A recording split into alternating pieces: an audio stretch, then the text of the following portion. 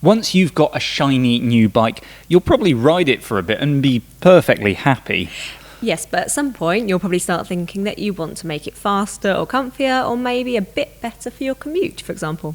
Here are 6 of the best upgrades that you can make to your road bike.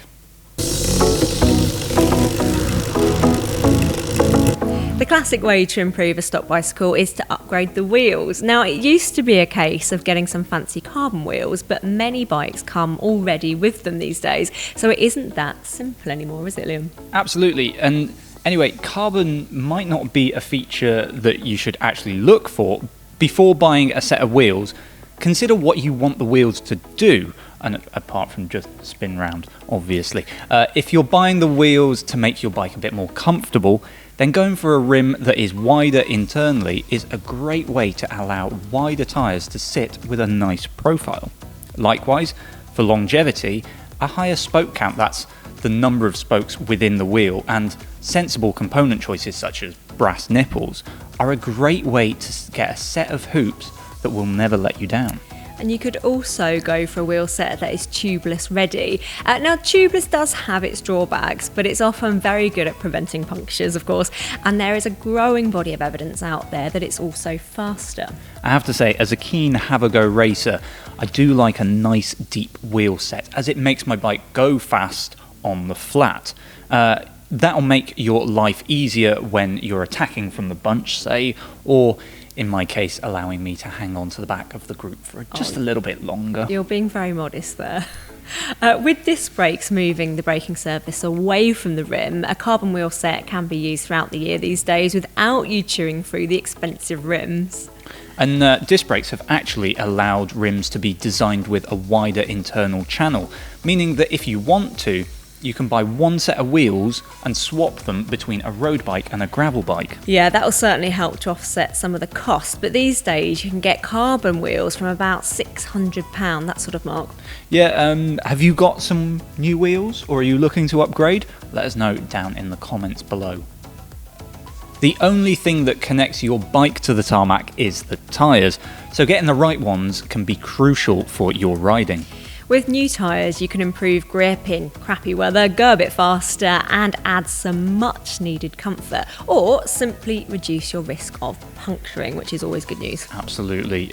Just as with the wheels, what you buy depends on the riding that you're going to be doing. Now, personally, as a roadie that likes to go fast and be comfortable, I'll probably opt for a tubeless ready tyre with a nice supple casing, a lightweight rubber compound, and I'll have it in something like a 26mm width, but Becca here flies onto every gravel path that you see, so you're going to be wanting something just a bit different. Yeah, I'm laughing because sometimes I fly onto that gravel just a little bit too fast, maybe out of control.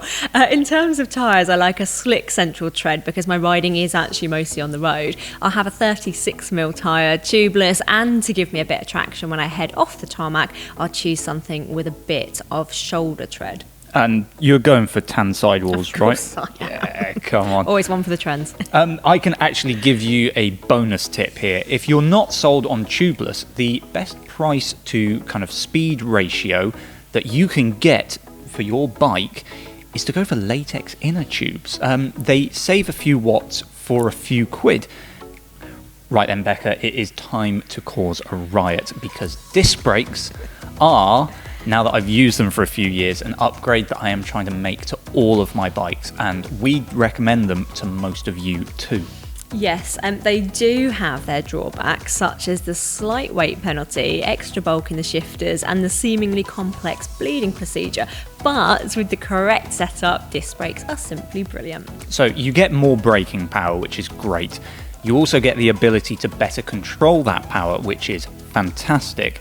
And as long as your setup is good, the disc brakes require little to no maintenance. You keep talking about a good setup. What does that mean? Yeah, so I've been able to test a few different combinations of calipers and rotors, and the thing that I've learnt is that the lightest rotors aren't always the best idea. Now, for me, the top-end Shimano rotors, for example, they just warped on me too much, and that caused the annoying rotor rub that sounds like that ding, ding, ding, ding. Oh, God. Instead, I've started using rotors that are a little heavier, so Swiss stock, Shimano's cheaper models, and Campagnolo rotors, that sort of thing. They're just better at staying straight, and while they might cost me a few grams, it's fine. Can you see why some people, Liam, aren't entirely convinced by discs? Yeah, I don't blame you if you're sticking to what you know, but I think we both agree that the extra control that discs give is just great, isn't it? It is great. Not normally this mean, but you talk about extra control. You have crashed a lot still. Yeah, and I actually nearly crashed again at the weekend. Uphill in a time trial this time. Wet castle grids are not my thing, apparently. We've all been there. This is one for newer road riders, and it can transform your cycling. Clipless pedals and the shoes that go with them are something that we would highly recommend using. Yep, at some point you will topple over, and we've all been there, but they soon become second nature, and the increase in efficiency is amazing. This is because you're able to pull up on the pedals rather than just pushing down, as you do with like flat pedals and running shoes. And it's also worth remembering that clipless pedals are also a lot safer than pedals with toe straps, or clips as they were known back in the old days. I used to ride them. Yeah, that does create a pretty confusing name because you clip into your clipless pedals. It's so true, I've always thought that. Anyway, away from the name, clipless pedals come in a few different forms. There are generally two types. Single-sided designs are for road use and dual-sided for mountain bike, but we say that mountain bike pedals are actually ideal for a huge range of road riders. Absolutely. The dual-sided design makes clipping in dead easy, which is handy when commuting.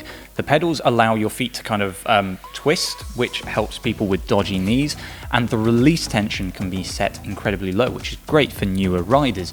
So why are we even bothering with road pedals? Well, seeing as you've asked, Liam, the wider pedal body design helps to spread pedalling forces so they can be comfier. The stack height is lower, which means that you can pedal through tighter corners, and also has some bike fit benefits. But the main reason for most road riders is the lower weight of road pedals, plus they can feel really secure and look slick. It's the weight and the looks, isn't it? Let's be honest.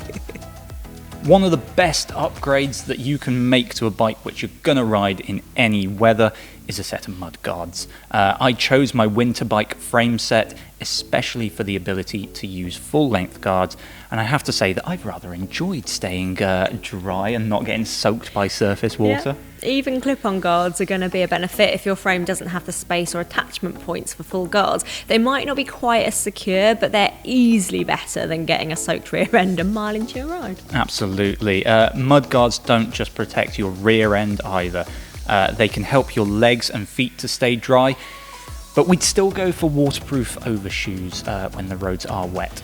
Yeah, your bike will also thank you for using Mudguards. They keep salty road water away from the frame and the lower headset bearing, and your bottom bracket are going to be especially grateful for that protection. Yeah, those bearings really do take a hammering through the winter if you don't have Mudguards.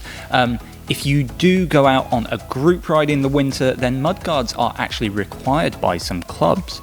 That might sound like a bit much, and you might not care about getting you wet yourself, but I, for one, I don't want a face full of water from your rear wheel. I just don't want it. I know you do. I am off on that person, and you know it. I know. Yeah. It's fine for me. Anyway. The ultimate upgrade to make to your road bike for a performance-minded rider is a power meter.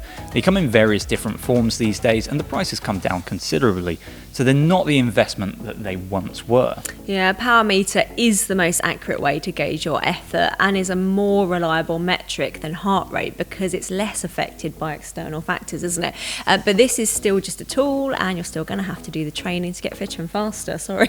I'll tell you what, it's bloody annoying that my power meter doesn't just propel me up climbs. It's always e-bikes. Yes. Anyway, away from performance gains, power meter data is interesting if you like comparing yourself to pro riders or the fastest people on your local climb. And they don't just help with going fast. If you want to go far, then power data can really help, as sticking to numbers that you know are within your capabilities can help you to measure that effort over the course of a full ride. Shall we have another bonus tip? Why not? So, if you're not really that bothered with performance and you just want to kind of maintain your fitness, especially through like the winter, or if you're very busy with work, then a smart trainer is going to be a better investment than a power meter. Yeah, they really, really do help you get a solid workout done on a weeknight in January when the weather is freezing and it's been dark since 4:30. I'm clearly speaking from experience here. Those days are absolutely grim. If you hook it up to an app such as Zwift or Ruvi, then the training can actually be fun. Am I saying that? Yeah, fun. Yeah. You can ride with a group, keep up with faster riders, or just easily pack intervals into a short space of time. So, well worth investing in. It really is. As you know, I am a Zwift addict. Absolutely love it. If you've liked this video, then please give us a like and subscribe to the channel, as it really helps, doesn't it? And I want to know what their best upgrade has been. Definitely. So if you've got a particular upgrade that you've made and you really love it, down in the comments, please. We want to hear your suggestions. We really do. That's all from us today. See you next time.